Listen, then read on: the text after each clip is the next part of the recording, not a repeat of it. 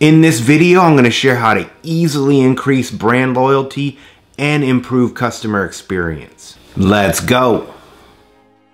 Improving your customer service communication skills. Have you ever called a business and been completely wowed as a customer? I mean, had an awesome experience where you are now hooked as a loyal customer? You may have even been motivated to share praise with a manager, write a 5-star review, or refer friends and family. Now, that may have been a one-off fluke with an awesome employee who's just a natural at service, but chances are your excellent experience was by design.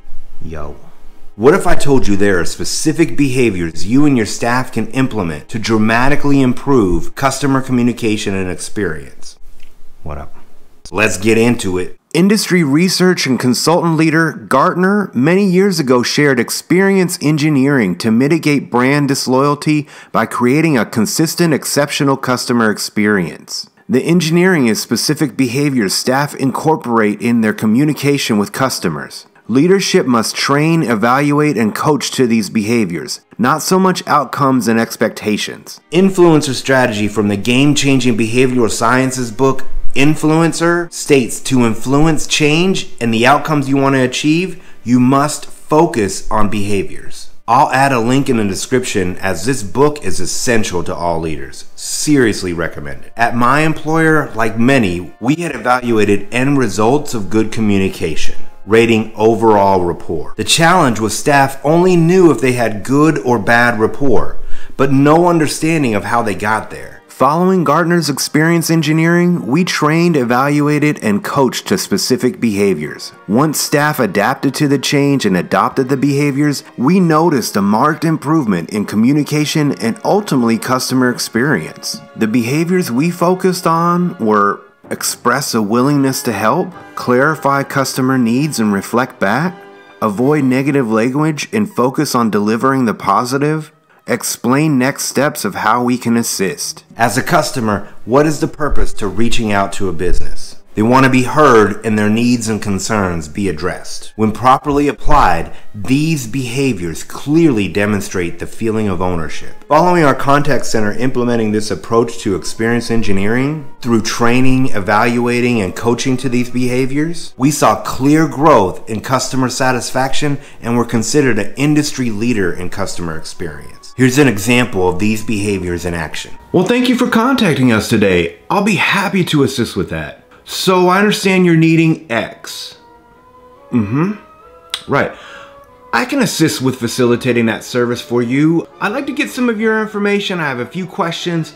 Then I'll get you over to our coordination team. All right, thanks. This approach conveys ownership and the customer has a clear understanding of what to expect next. In comparison to... Yeah, what's your name?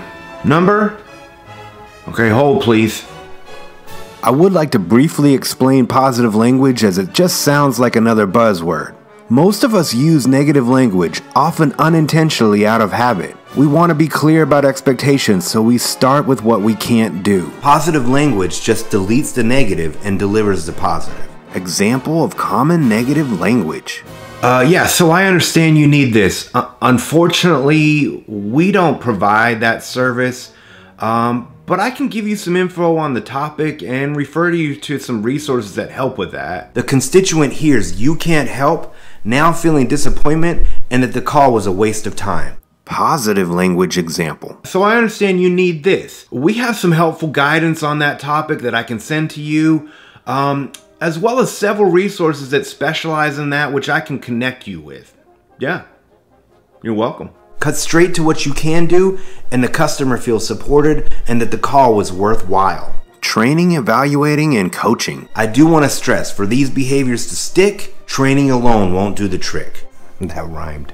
As with any behavior change, this must include identifying and evaluating the behaviors, along with coaching, feedback, and practice that bolsters these behaviors. In our contact center's case, we use this as an opportunity to update our quality monitoring system, to incorporate clearly defined expectations and opportunities to progress performance. Implementing these specific behaviors, willingness to help, clarify, positive language, sharing next steps, will create a consistent, excellent customer interaction, dramatically improving experience.